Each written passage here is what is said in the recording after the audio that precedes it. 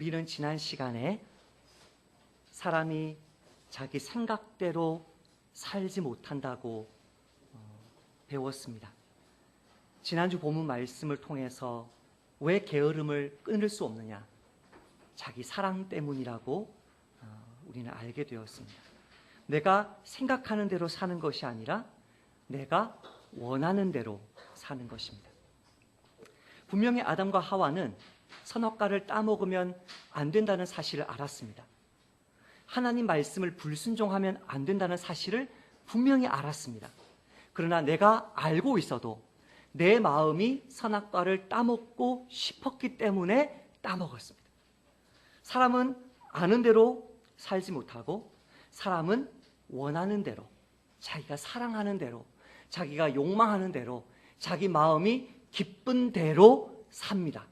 그래서 you are, 너는 what you think가 아니고 you are, 너는 what you love 라고 이야기했습니다. 너가 사랑하는 것이 바로 너다. 그러면 오늘 그 말씀과 이어져 있는데요. 그러면 너가 사랑하는 게 너면 도대체 너의 사랑이 어떻게 너를 만들어가느냐? 내가 사랑하는 것이 어떻게 나를 만들어가느냐? 그것을 오늘 본문이 다루는데요. 여러분, 사랑하면 어떻게 됩니까? 그거 합니다. 축구 좋아하면 축구합니다. 쇼핑 좋아하면 쇼핑합니다. 기도 좋아하면 기도합니다. 스마트폰 좋아하면 스마트폰 계속 엽니다. 내가 좋아하는 것을 하고 또 하면서 그것이 나의 습관이 되고 그것이 나의 태도가 되고 그것이 나의 인격에 임박히게 되고 그것이 나의 삶의 배익이 됩니다. 그것을 대놓고서든 은밀하게든 즐기기 때문에 그것이 나의 삶이 됩니다. 나는 앞에서 설교하는 사람일 수 있고 선교하는 사람일 수 있고 목사일 수 있고 정말 신실한 그리스도인의 모습을 가지고 있고 나도 내가 그런 신실한 그리스도인이라고 생각할 수 있지만 사실은 그게 아니고 30년, 40년, 50년 내 삶 속에 습관으로, 태도로, 인격으로 자리 잡고 있는 그것이 곧 누구입니까? 나이고 하나님이 너가 누구냐고 하실 때 나의 신앙 고백을 가지고 말하는 게 아니고 내 찬송가를 가지고 말하는 게 아니고 내가 읽는 성경 말씀을 가지고 말하는 게 아니고 그거는 나를 교정하게 가기 위한 내 마음을 바꾸기 위한 수단이고 그 겉모습이 아니라 너의 삶 속에 너의 태도에 사람들을 대하는 너의 그 태도에 너가 시험 당할 때 너가 화가 날 때 너가 취하는 반사적인 너의 그 태도에 사실은 너의 진짜 모습이 있고 그것을 가지고 내가 너를 판단하신다는 말씀을 오늘 본문이 하고 있는 것이죠. 그래서 이걸 길게 표현하면 이것입니다. 사람에 대한 나의 태도가 나에 대한 하나님의 평가다. 조금 더 길게 해볼까요? 가족과 교우와 이웃에 대한 나의 태도를 보시고서 하나님이 내가 누구인지를 평가하신다. 그것을 굉장히 이상하긴 하지만 줄여서 나의 태도가 하나님의 평가다. 나의 태도가 내가 사랑해서 하고 또 해서 내 인격이 되고 삶이 되고 태도가 된 그것이 나의 진짜 모습이고 그 나의 진짜 모습을 가지고 하나님이 너가 누구냐? 너의 겉모습은 목사인데 진짜 너 누구냐? 하나님이 그 모습을 가지고 우리를 평가하신다는 진리입니다. 오늘 본문은 간단합니다. 굉장히 구조적으로 간단합니다. 저 뒤에 있는 집에서 교재를 보시면 A, B, B-A- 활처럼 휘어져 있는 본문인 것을 알 수 있습니다. 악인들의 모습을 그 태도들을 쫙 열거하고 그 악인들이 갑자기 어떻게 망하는지를 짧게 이야기하고 하나님이 그런 악인들을 얼마나 미워하시는지를 이야기하고 다시금 그 미워하시는 항목들을 쫙 이야기하는데 요 A와 A-가 같은 말을 하고 있고 B와 B-가 같은 말을 하고 있는 굉장히 심플한 구조인데 무엇에 반복해서 집중합니까? 태도에 집중합니다. 악인들의 태도, 그 악인들에 대한 하나님의 태도, 그것을 통해서 하나님이 우리에게 요구하시는 우리의 태도. 아는 것이 아닙니다. 잠시 좋아하는 것도 아닙니다. 끝까지 반복해서 좋아하고 좋아해서 실제 내 삶이 된 것만 따라합시다. 따라서 하십시다. 그것만 내 자녀를 살린다. 내 이웃을 살린다. 이 비밀을 깨닫지 못하면 여러분은 수십 년 신앙생활하고 방언하고 예언하고 환상 보고 누구를 잡아뜨리고 자빠지고 모든 것을 다 경험해도 여러분은 기독교 신앙이 뭔지 모르는 것입니다. 귀 있는 자는 들으시기를 바랍니다. 이 사실을 알지 못하면 왜 내 자녀가 변하지 않을까? 왜 내가 변하지 않을까? 왜 내 이웃이 변하지 않을까? 여러분, 뭐가 문제였습니까? 내 마음이 문제였습니다. 내 사랑이 문제였습니다. 그 사랑이 사랑하고 사랑해서 내 삶이 된 나의 태도가 사실은 문제였습니다. 나는 대우리에게 대우라 이렇게 살아라고 말하지만 내 말은, 내 태도는, 내 모습은 대우리에게 다른 메시지를 전한다면 대우리는 절대 내가 원하는 대로 살지 않을 것입니다. 저 인간 위선자야 라고 생각하세요. 혼란스러워질 것입니다. 수없이 많은 목사가 있고 수없이 많은 교회가 있고 1200만 명이나 되는 사람들이 설교했는데 300만 명이나 되는 가나안 성도들이 교회를 안 나가고 있답니다. 그 사람들은 피해자입니다. 혼란스러워진 사람들입니다. 그 사람들은 마음에 상처 입은 사람들입니다. 태도가, 목사의 태도가, 교회가 보여주는 태도가, 한국 교회가 보여주는 그 이미지가 한국 교회의 메시지와 너무나 다르다는 것입니다. 태도가 사람 살리는 이야기를 제가 몇 가지 적어봤는데요. 2009년 1월 15일이었습니다. 오후 3시 26분 미국 뉴욕의 그 락화디아 거기에서 이제 비행기 한 대가 떴어요. 뜬 지 2분 만에 그 캐나다 기러기 떼와 정면으로 충돌했어요. 이 셀렌버거 썰리라는 이 기장에 그 순간 이제 생각하는 순간 사고가 딱 터졌어요. 그때 반응하는 그 모습이 그 사람 진짜 모습이거든요. 이 썰리가 그 순간 지금 어떻게 하지? 중간에 있는 몇 가지 동력은 다 떨어졌어요. 벌써 다 엔진 다 꺼지고 중간에 있는 주변에 있는 여기에 있는 작은 공항에 착륙할 거냐? 거기를 착륙하려면 뉴욕시에 있는 엄청난 빌딩 숲을 지나가야 되는데 과연 그때까지 비행기가 떠 있을 거냐? 어마어마한 9.11 테러가 터진 지 10년 정도밖에 안 된 이 시점에 이 어마어마한 사건을 또 일으킬 수 있는 거 아닌가? 아니다. 그러면 뉴욕에 있는 큰 도로에 착륙할 거냐? 그럼 거기에 있는 자동차들, 사람들을 어떻게 할 거냐? 밟고 통과할 거냐? 아니다. 이거는 지금 강밖에 없다. 이 허슨 가든 강이 이렇게 쭉 이렇게 흘러서 이렇게 대서양으로 나가는데 요 강밖에 없는 거예요. 요 강까지를 어떻게 갈지를 2, 3분 안에 모든 걸 다 생각하는 거예요. 모든 걸. 그때 무슨 매뉴얼 보고 그때 그거 없어요. 그 사람의 삶 속에 이 기장의 삶 속에 완전 체득되어 있는 그 태도가 완전 거의 반사적으로 움직이게 되는 거거든요. 물 위에 불시착하는 것은 쉽지 않은 일이다. 자그마한 실수라도 하면 비행기는 체조 선수 마냥 계속 뒤집혀서 마침내 부서져 가라앉게 될 것이다. 착륙 전 2, 3분 안에 먼저 엔진을 닫아야 한다. 비행기가 동력이 없어도 가능한 한 오랫동안 활주할 수 있게 엔진을 닫고 비행기의 이 코, 이륙하고 있었으니까요. 비행기의 코를 내려서 속도를 유지해야 되고 갑자기 이제 강화를 시키면 이 자동 장치들이 자기 마음대로 움직이니까 그 모든 것들을 다 꺼버리고 수동으로 움직이는 것이죠. 배출구와 밸브를 막는 불시착 시스템을 가동시켜서 물에 닿는 순간에 최대한 비행기가 방수가 되도록 만들고 무엇보다 중요한 것은 날아가다가 비행기를 활주시킨 다음에 강 위에 활주시킨 다음에 왼쪽으로 급회전시켜서 남쪽을 향해서 강물의 흐름을 따라 비행기가 흘러가게 하는 일이었다. 그 후에는 왼쪽으로 급회전해서 기울어져 있던 동체를 똑바로 세워서 착륙할 때 비행기가 평형을 이루도록 하는 것이다. 이 태도가 얼마나 중요한지를 이야기하는 건데요. 한 가지 더 이야기해 볼까요? 같은 해 같아요. 6개월도 차이가 나지 않는데 2008년 9월에 영국 북부에 계속된 비가 막 내리는 거예요. 계속 비가 내리는데 한 가정이 남편과 아내와 이 딸아이와 개를 데리고 영국 북부에서 산책을 왔어요. 안전한 공원에 산책을 갔어요. 근데 갑자기 개가 웅덩이에 팍 꺼져버려. 앞에서 그냥 아빠가 걸어가는데 앞에서 갑자기 개가 푹 꺼져버리는 거예요. 그리고 그 개에 같이 가고 있던 3살짜리 딸아이가 푹 꺼져버리는 거예요. 그 순간에 아빠가 어떻게 해야 돼요? 가봤더니 폭우 때문에 물이 넘쳐서 이 하수도 관을 밀어버린 상태로 열려 있었던 거죠, 거기가. 그리고 어마어마한 물들이 이제 가고 있는데 팍 빠져버린 거예요. 사라졌어요. 없어요. 아빠가, 그 젊은 아빠가 어떻게 할게요? 어떻게 할게요? 그때 그 아빠의 기본기가 나오는 거거든요.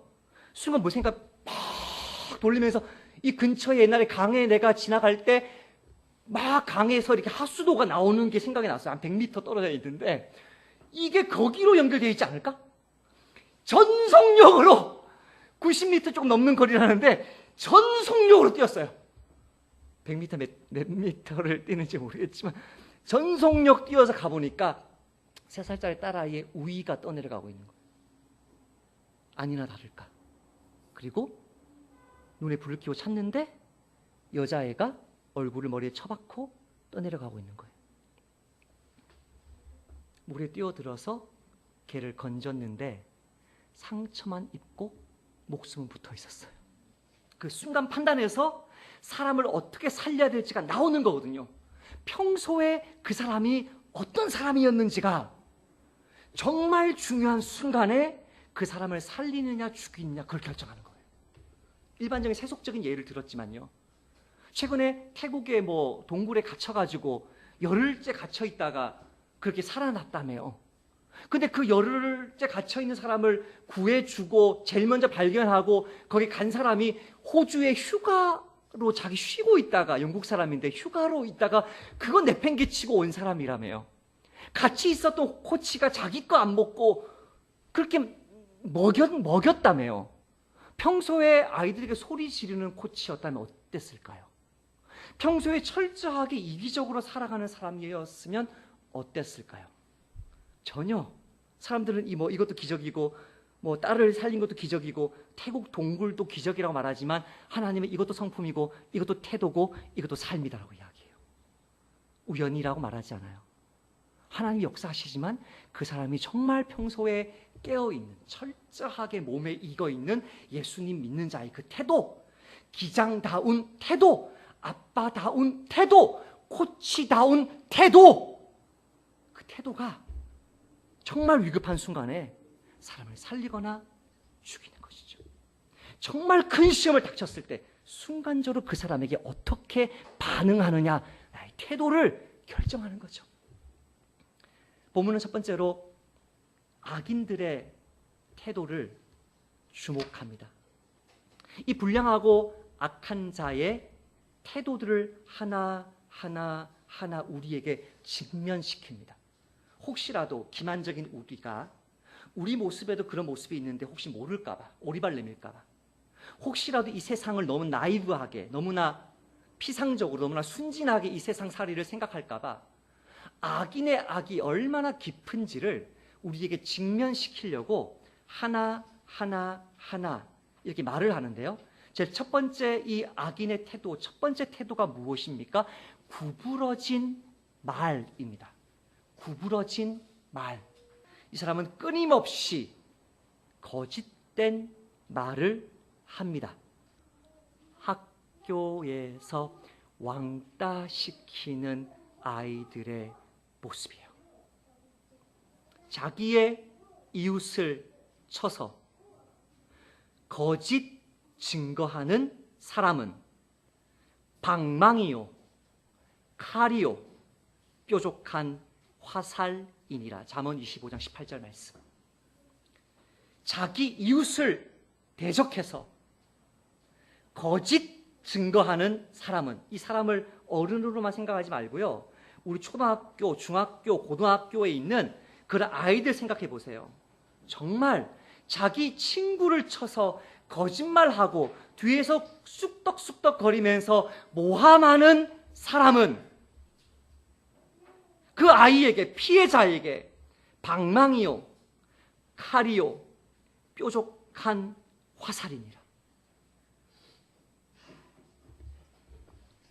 패역한 혀는 두 번째로 거짓 소문을 퍼뜨리는 사람입니다. 저는 목회를 얼마 하지 못했지만 제가 세운 원칙이 있습니다. 제 아내에게조차도 성도들에 대한 이야기를 하지 않습니다. 여러분, 자녀들을 완전히 그 인생 망치고 싶습니까? 자녀들이 여러분의 권위가 약해지는 순간 그 자녀가 교회를 떠나게 만들고 싶습니까? 교회 욕을 하십시오. 틀림없습니다. 남의 말하기를 좋아하는 자의 말은 별식과 같아서 뱃속 깊은 데로 내려가느니라. 저는 3주 전에 이 본문을 읽으면서 이게 왕따시키는 아이들의 모습이다. 그래서 프랙티컬한 설교에서 아이들에게 왕따에 대한 것도 설교해 줘야 되겠다라고 말씀을 묵상하다가 이걸 분리시키고 나서 이번 주에 다시 묵상하는데, 이건 아이들을 왕따시키는 사람들뿐만 아니라 어른들도 왕따시키는구나. 제주도의 난민이 모슬렘 국가의 모슬렘 전파와 너무나 똑같아서 이 글을 올립니다. 모슬렘이 들어오면서 모스크가 세워지고 사회 혼란을 야기시킬 것입니다. 제주도에 온 난민이 무슨 돈이 있겠느냐라고 하시지만 천만의 말씀입니다. 중동에서 큰 돈을 지원해 줍니다. 500명의 예멘 난민들은 본처들을 한국으로 이주시킬 뿐만 아니라 30년, 40년 뒤에 무슬림 인구를 그렇게 늘린답니다. 한국에서 한국 현지처를 삼아서 놀고 먹게 해서 자녀들을 계속 낳게. 여러분, 인터넷에서 유튜브, 제 아내까지 온갖 출처가 없는 그런 유튜브들을 보면서 제발 속지 마요. 무슬림을 알아요, 여러분? 같이 알아봤어요? 이게 목사가 보냈대요. S교회 집사가 지금 저기에 있는 고신측의 S교회에 퍼뜨리고 있는 글이에요. 이게 그렇게 해서 느려서 뭐 하냐면 30년, 40년 뒤에 모슬렘 국가로 독립을 주장하면서 제주도에 내란을 일으킨대요. 그 내란이 전국으로 퍼진대요. 그 500명의 예멘 난민들 중에 리더가 있고, 이 리더, 이 500명은 모슬렘 확장의 선발대래요. 현명한 판단과 단호한 행동을 요청합니다. 저는 이 말을 딱 읽는데요. 현명한 판단? 완전 거짓된 모함인데, 그 자기의 그 증오심을 퍼뜨리고 있는 건데, 이 완악한 자처럼 현명한 판단을 해달래요. 더 무서운 것은 단호한 행동을 해달래요. 제주도에 예멘 난민이 와 있는데 4.3 사건 기억나시나요? 제주도 4.3 사건에서 5km 딱 정해놓고, 선 딱 정해놓고 요 5km 밑으로 내려오지 않는 제주도민들은 전부 다 빨갱이로 간주하고, 지슬이라는 영화를 한번 보세요. 저는 지슬이라는 영화를 봤거든요. 5km 딱 정해놓고, 3km나 5km나 딱 정해놓고 그 밑으로 내려오지 않는 사람들은, 제주도민들은 전부 다 빨갱이라고 완전 어리석게 판단하고 단호한 행동을 취했던 60여 년 전에 그 끔찍한 학살을 저는 느꼈습니다. 목사님, 오버하지 마세요. 오버가 아니고요. 지금 우리나라가 무정부 상태로 들어가고, 옛날에 이승만 정권, 미군 군정처럼 기독교인 세력이 줄을 잡으면 그 모슬렘들 나가라는데 안 나간다? 그분은 몸으로, 완력으로, 군사력으로 밀어내지 않을까요? 지난 2000년 역사 속에서 교회가 권력을 잡았을 때, 교회가 총과 칼을 잡았을 때 그렇게 하지 않았나요? 예, 마찬가지입니다. 무슬림도 그렇게 했습니다. 인간이 그렇게 악한 존재 아닌가요? 근데 이 목사님이 이런 거짓말을 써놓고 현명한 판단과 단호한 행동을 요청합니다. 그래서 제가 아내를 통해서, 그 엄마니까 그 S교회 집사에게 이렇게 요청했습니다. 그 목사 누구냐? 무슬림 지역에 선교하는 그 목사 실명 밝혀라. 내 실명 밝히고 내가 글을 쓸 테니까. 이 사람이 어떤 사람이에요? 구부러진 말을 하면서, 애가 아닙니다. 어른입니다. 어른이 집단 따돌림을, 집단 거짓을, 왕따를 시키는 일들이 오늘날도 너무나 이게 기독교 학교 단톡방에 올라오는 글들입니다. 이게 가장 성경을 사랑한다는 우리 합동교단과 고신교단의 대표적인 교회 성도들이 이런 생각 속에 빠져 있습니다. 3년 전입니다. 2015년에 파키스탄에 있는 한 목사님 가정이, 파키스탄인 목사님 가정이 진짜 종교 박해를 받아서 난민으로 한국에 왔습니다. 자기 아들을 납치해서 먼저 한 명은 목사를 죽였고요. 잡아 죽였고, 물론 생사가 아직 밝혀지지 않았지만 결국 죽였겠죠. 그 아들도, 다른 목사의 아들도 납치하려다가 이 애가 극적으로 탈출을 하고 이제 이 사람들이 파키스탄 살려고 파키스탄을 떠나서 한국에 와서 난민 신청을 했습니다. 2015년에. 그 난민 신청 결과가 언제 나온지 아십니까? 2017년에 나왔습니다. 그 사람들 말이 뭐라 그런지 아세요? 제주도에 있는, 한국에 있는 난민 심사관들이 자기들은 크리스찬인데 모슬렘 나라인 파키스탄에서 왔다는 이유만으로 잠재적인 테러리스트로, 한국 국민이 아니라 한국 정부 관리들이 그렇게 모욕을 주고 멸실, 천대하면서 2년을 질질질 끌면서 결과가 탈락. 와, 한국 백이민족 한 혈통. 자기들은 50년 전에, 자기들은 100년 전에 다 일본에, 미국에, 중국에 난민으로 가서 그렇게 받아들여지고, 동남 중앙아시아에 저기 러시아까지 그렇게 가 있고, 그 사람들이 지금 700만 명 한인 디아스포라가 돼가지고, 그 사람들이 우리나라 가난할 때 돈 보내주고, 우리 키워주고, 우리 친척들 미국에 보내주고, 받아주고, 그렇게 해서 700만 명, 800만 명이 있는 우리 한민족이 자기들이 나그네였으면서, 자기들이 난민이었으면서, 자기들의 아버지가, 할아버지가 난민이었으면서 그렇게 2년을 그렇게 고생시키고 멸시하면서 결과가 탈락.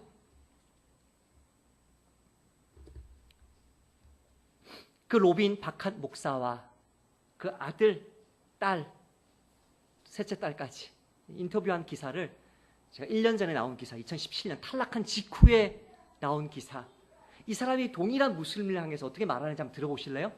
무슬림 가운데 살았던 사람, 심지어 무슬림에게 핍박받았던 사람이 이렇게 얘기합니다.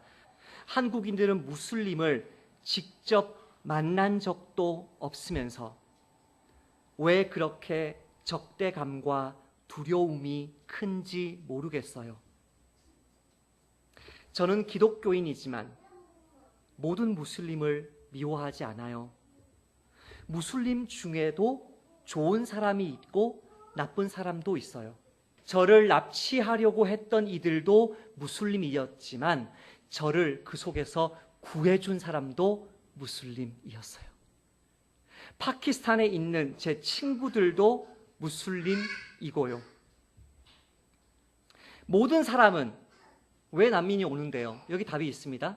여러분을 생각해 보세요. 우리 할아버지 할머니 때를 생각해 보세요. 답이 여기 있습니다. 모든 사람은 안전하고 편안한 삶을 추구합니다. 이게 답입니다. 지극히 정상적인, 지극히 자연스러운, 하나님이 우리를 그렇게 만드셨어요. 우리를 보호하려고, 내 자식을 보호하려고, 우리 스스로를 지키게, 최대한 편안하게 우리 삶을 가꾸려고 그렇게 만드신 거란 말이에요.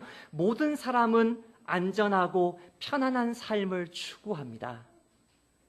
우리나라가 남북 내전 다시 일어난다? 여러분 돈 있다, 비행기 표 있다, 여러분 동남아시아로, 남아시아로, 일본으로, 중국으로, 러시아로 안 갈 것 같아요? 모든 사람은 안전하고 편안한 삶을 추구합니다. 한국 정부가 우리 같은 난민들이 잘 정착할 수 있도록 조금만 더 신경 써줬으면 좋겠습니다. 그리고 무슬림이라고 해서 무조건 혐오하고 두려워하지 않았으면 좋겠습니다. 하나님이 악한 자의 태도를 가장 먼저 뭘 이야기해요? 거짓된 말, 거짓된 소문을 인터넷을 통해서, 단톡방을 통해서 퍼뜨리는 사람. 교회 안에서, 학교 안에서, 다른 사람에 대해서 험담하는 사람, 그 사람을 하나님이 가장 먼저 이것이 사악한 자의, 무가치한 자의, 이 세상에서 아무도 살리지 못하는 쓸모없는 자의 태도다라고 먼저 이야기를 하고, 두 번째, 그렇게 모함하고 그렇게 비난했던 사람을 실제로 추방하고 가해하기 위해서 서로 손짓 발짓 사인들을 주고받는 모습. 요즘엔 이 사인이 트위터에서 페이스북에서 이루어지고 있겠죠. 메시 모여라, 반대 집회 모여라, 난민 반대 집회합니다 모여라, 사인하는 것으로 드러나는 것이 몇 절에 나오죠? 13절에 나오죠. 그 나와서 실제로 행동을, 집단적인 행동에 들어가는. 근데 그 속에 14절 A절에 보면 그 속에 뭐가 있어요? 그 마음 속에 악으로 가득 찬 마음이 그 속에 있어요. 사실은 뭐가 문제예요? 지금 이 예멘 난민들 추방해라, 난민들 나쁜 놈이다, 무슨 폭동 일으킬 것이다, 그렇게 하고 있는 온갖 거짓말을 내뱉는 그 기독교인의 외모는, 지식은, 말은, 지금 이 시간에도 다른 그 대형 교회에서 예배드리는 그 겉모습은 정말 신실한 사람인데, 그 마음은, 그 마음에 진짜 그게 진짜거든요. 그 마음은 뭐가 가득 차 있어요? 미움과 적개심으로 가득 차 있어요. 여러분, 귀 있는 자는 들으세요. 그 마음이 미움과 적개심으로 가득 차 있어요. 와. 한 번도 동성애자를 진실하게 인격으로 만나본 적이 없으면서 자기 속에는 더 더러운 죄악들이 이성애일 뿐이고 숨겨져 있으면서 온갖 폭언들을 내뱉는 그 사람 마음 자체가 왜곡되어 있고 구부러져 있고 악으로 기울어져 있기 때문에 모든 진리를 제대로 보지 못하는 어마어마한 잘못된 태도들이 그 속에 나오는 것이고, 14절 B절 마지막으로 그 사람 모습을 어떻게 보여줍니까? 그렇게 끊임없이 남을 험담하고 거짓된 말들을 퍼뜨리는 사람의 그 삶의 특징은 뭐다? 따라서 합시다. 다툼. 끊임없이 데모할 것이며, 끊임없이 시위할 것이고, 끊임없이 구호 외칠 것이고, 끊임없이 대적할 것이며, 이게 다 뭐예요? 다툼. 여러분, 진리 때문에 목숨 거는 사람은 혈과 육으로 다투지 않습니다. 진리 때문에 목숨 거는 사람은요, 자기가 십자가에 못 박혀 죽는 것으로 진리의 싸움을 합니다. 그렇게 함으로써 나와 싸우는 사람이, 저 사람은 나처럼 악독을 품고 싸우지 않는데 도대체 저 사람은 왜 저렇게 할까라고 생각하면서 두려워지기 시작합니다. 저 성도 잘못 건드리다가 나 죽을 거 아닌가? 저 어떤 선교사 내가 계속 욕하다가 저 예수님 닮은 저 사람 때문에 하나님이 나에게 벌 주지 않을까? 두려움이 임하기 시작합니다. 혈과 육으로 싸우는 사람은 겉은 목사여도 선교사여도 기독교인이어도 사실은 그 사람의 실체는 남을 미워하는 사람이요. 그 남을 미워하는 사람이 그 사람의 인격이 되고 외모가 되고 삶이 되고 그 사람의 태도가 되어서 오늘날 대부분의 한국의 비기독교인들이 가지고 있는 한국 기독교의 이미지, 그것이 되어서 많은 사람들을 예수님을 믿지 못하게 만드는 가장 쓸모없는 이름뿐인 그리스도인이 되는 것입니다. 이것이 이 세상의 악한 사람들의 태도입니다. 두 번째는 그 사람들에 대한 하나님의 태도를 보여줍니다. 그 사람들에 대한 하나님의 태도를 보여주는 것이 16절에 있는데요. 같이 저와 여러분이 먼저 한글 개역판으로 한번 읽어볼까요? 16절 말씀을 읽어보십니다. 시작. 여호와께서 미워하시는 것 곧 그의 마음에 싫어하는 것이 67가지이니. 여호와께서 미워하시는 것, 이게 무슨 말이냐? 하나님이 미워하시는데 어느 정도 미워하시냐? 이거를 그 비절이 설명해 주는데요. 싫어하신다는 표현, 세번역도 그렇게 번역했어요. 굉장히 아쉽습니다. 여호와께서 미워하시는 것, 곧 그의 마음에 detestable, 영어로 abomination, 혐오스러운, 역겨운, 토할 것 같은 이 뜻입니다. 성경 어디에 이렇게 강한 단어를 쓴 적이 있습니까? 하나님이. 예? 하나님이 미워하는데 그게 어느 정도 미워하냐면요, 역겹다는, 역겹다. 역겹다. 성경에서 역겹다는 단어를 쓴 게 한 3군데 있습니다. 첫 번째, 우상 숭배할 때 역겹다는 말이 있습니다. 동성애라는 죄악에 대해서 역겹다는 말을 씁니다. 가난한 자, 과부, 고아, 핍박할 때 하나님이 역겹다는 말을 씁니다. 어마어마한 단어를 씁니다. 하나님이 미워하시는 것, 곧 그 마음에 혐오스럽게, 역겹게, 토할 것처럼 생각하는 것, 이 7가지가 있다는 거예요. 그게 뭐라는 거예요? 무죄한 사람에 대한 거짓된 소문을 퍼뜨리는 거라는 거예요. 과연 이 사실을 알까요? 한국교회가. 과연 우리 주변에 있는 우리를 왕따시키는 친구들이 이 사실을 알까요? 어마어마한 증오심이 하나님 속에서 끓어오르고 있다는 사실을 알까요? 여러분, 하나님을 섬길 때요, 하나님을 섬길 때 정말 하나님의 관심은 철저하게 사람에게 있다는 사실을 기억해야 됩니다. 나는 내가 헌금 많이 하고, 내가 엄청난 헌신을 하고, 내가 주 앞에서 뭘 막 이렇게 하면 주님이 나를 기뻐한다라고 작게나마 진리를 알고 있어요. 더 어마어마한 진리가 뭔지 아세요? 내 주변에 있는 보잘것없는 그 사람, 정말 사랑받지 못함직한 그 사람, 그 사람을 하나님처럼 사랑하고 섬겨줄 때 하나님이 정말 정말 기뻐해요.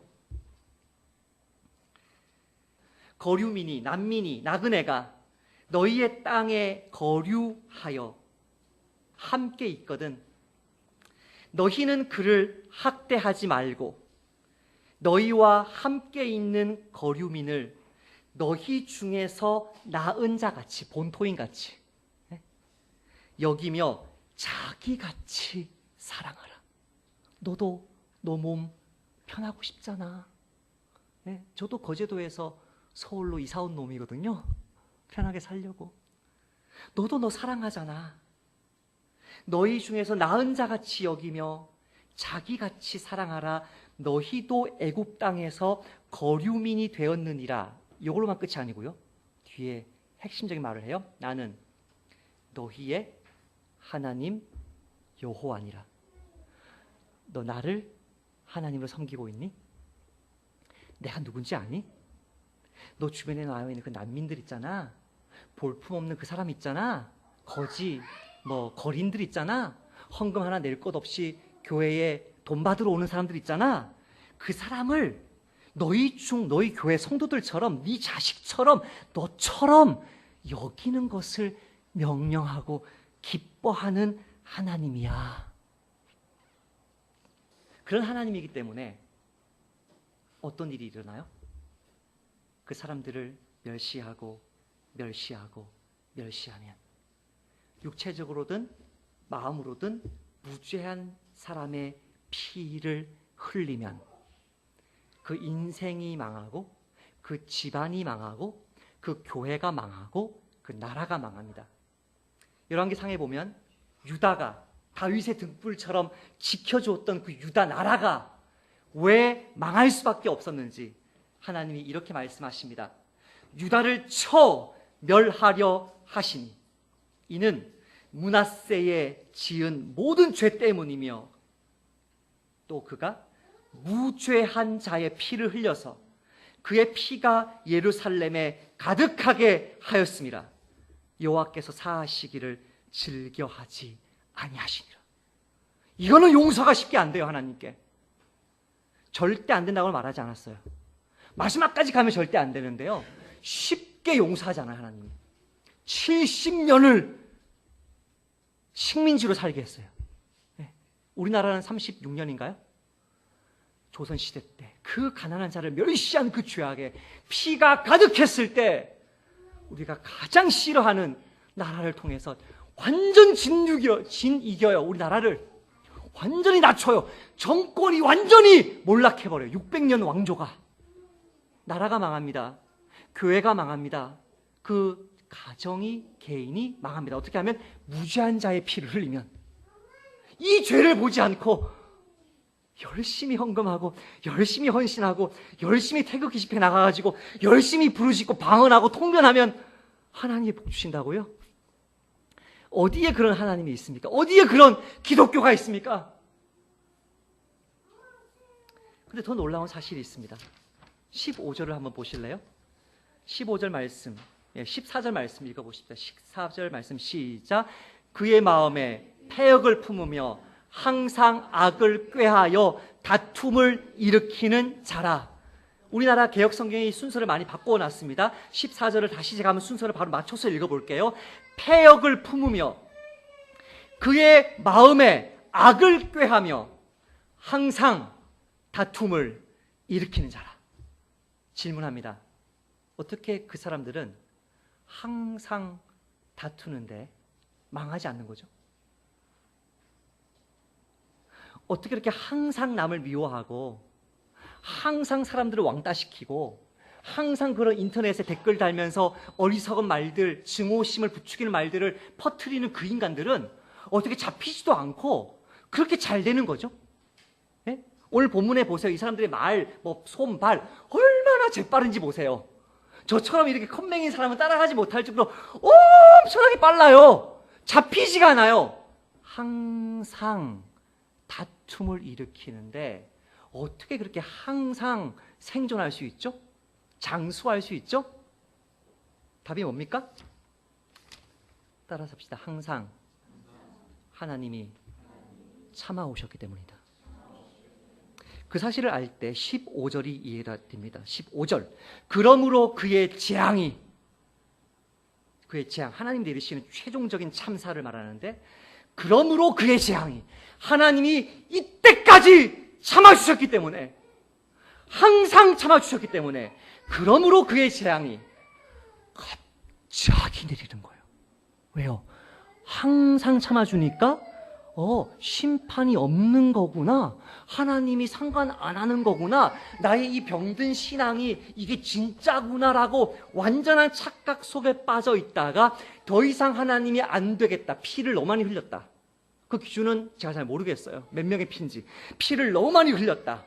하나님이 결정하면 심판이 갑자기 내리지만 오래 전부터 하나님이 칼을 갈고 있었던 심판이고, 하나님이 지체하지 않기 때문에 지체하지 않고 당장에 멸망하고, 하나님이 멸망시키기로 작정했으면 그 누구도 그것을 돌이킬 수 없기 때문에 살릴 길이 치료제가 직역하면 없으리라.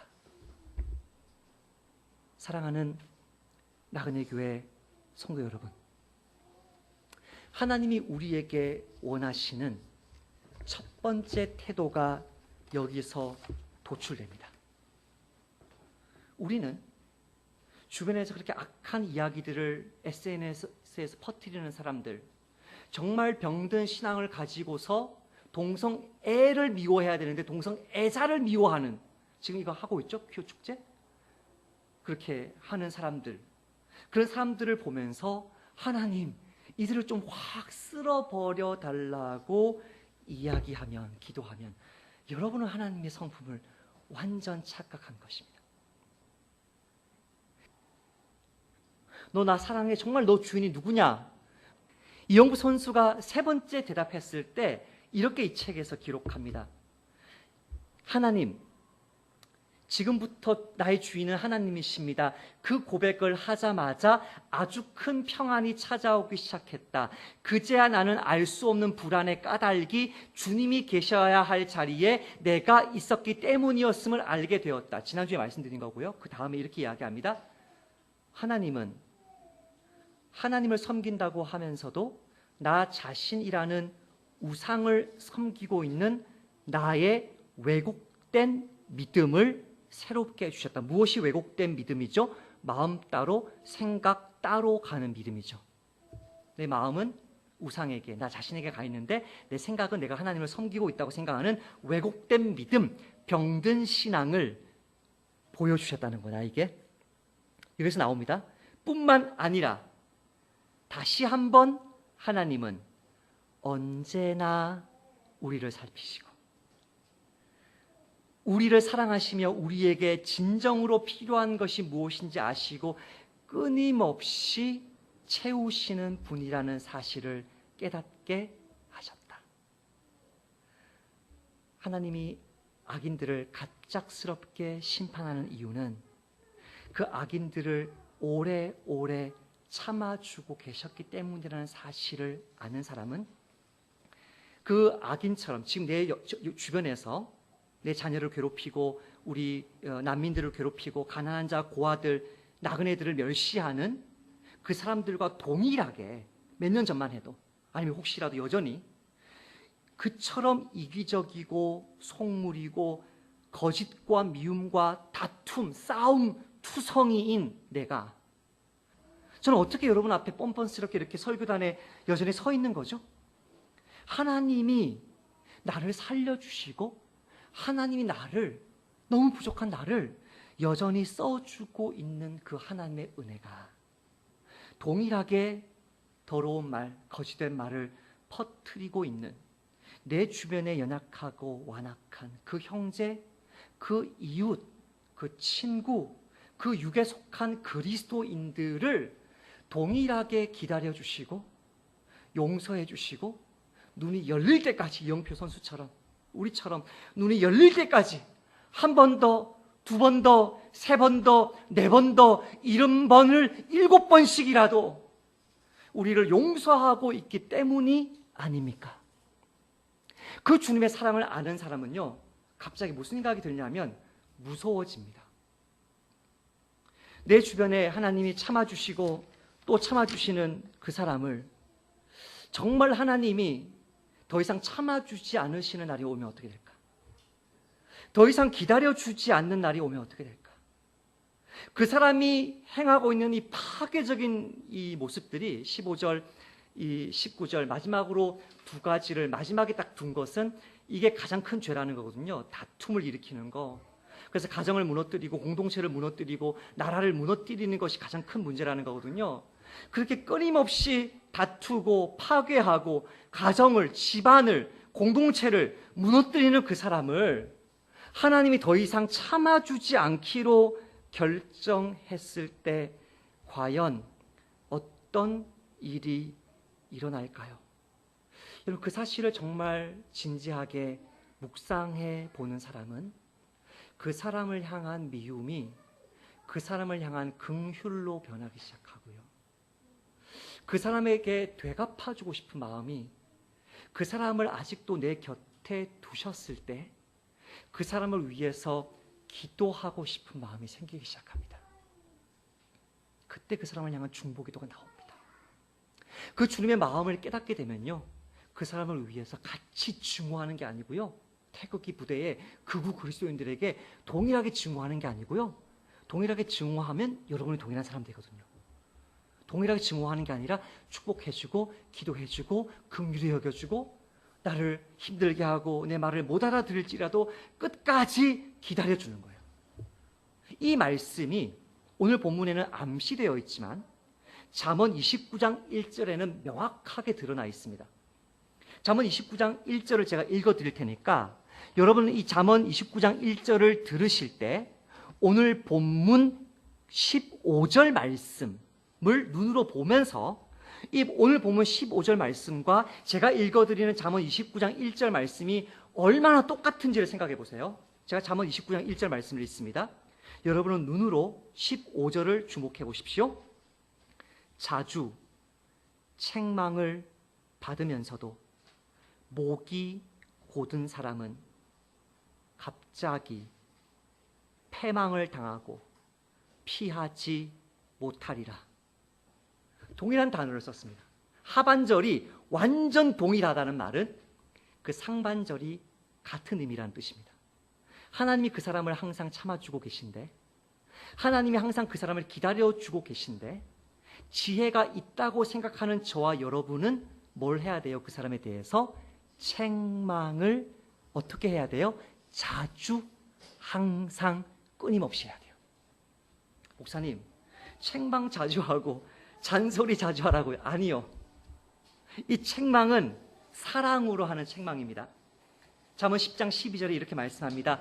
미움은 다툼을 일으켜도 사랑은 모든 허물을 가리느니라. 자녀를 책망했어요.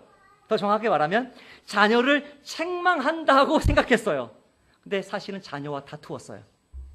그러나 무엇이 있었습니까? 그 속에 미움이 있었습니다. 그것은 책망이 아닙니다. 정죄입니다. 비난입니다. 상처를 주는 것입니다.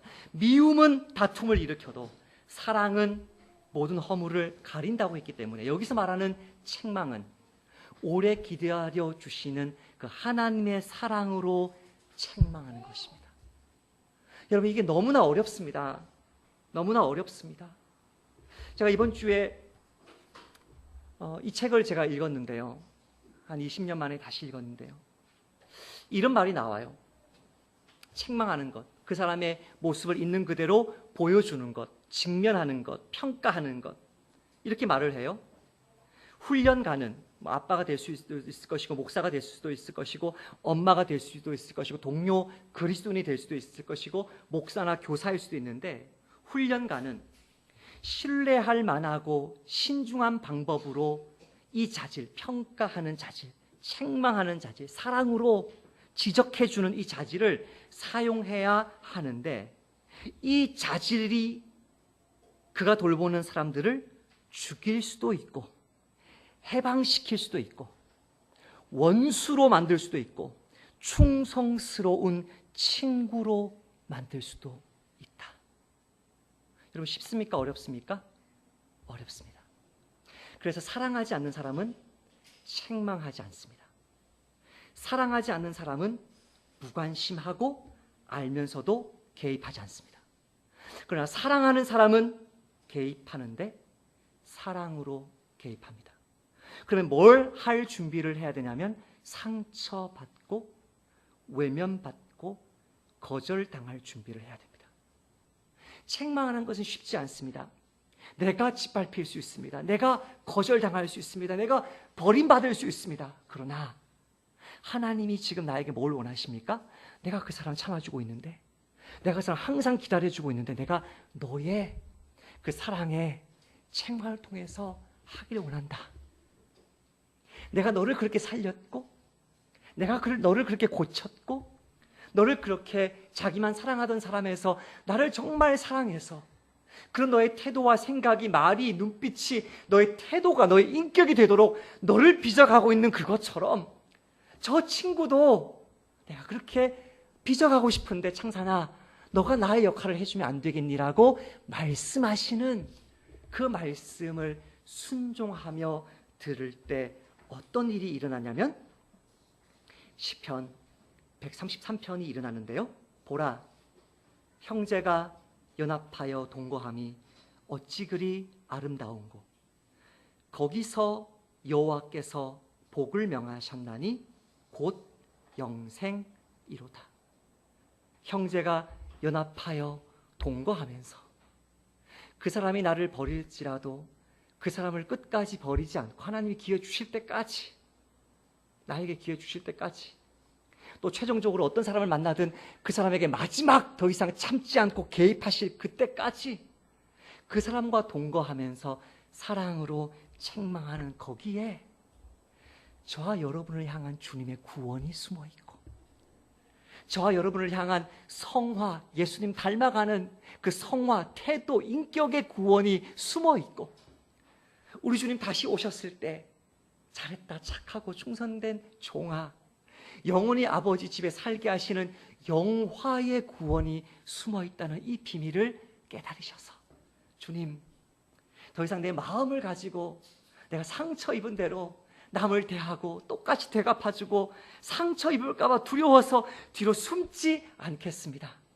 주님의 그 마음, 나의 마음 되어서, 주님의 그 오래 참아주시는 그 태도, 나의 태도 되어서 이번 한 주 내 주변에 거짓된 말들을 퍼뜨리고 다니는 나의 모든 선의를 짓밟고 있는 그 모든 이웃들을 향해 우리 주님 사랑을 경험하고 나누어 주는 예수님 닮은 태도, 성품, 삶을 주옵소서라고 함께 기도하시는 저 여러분 되시기를 축복합니다.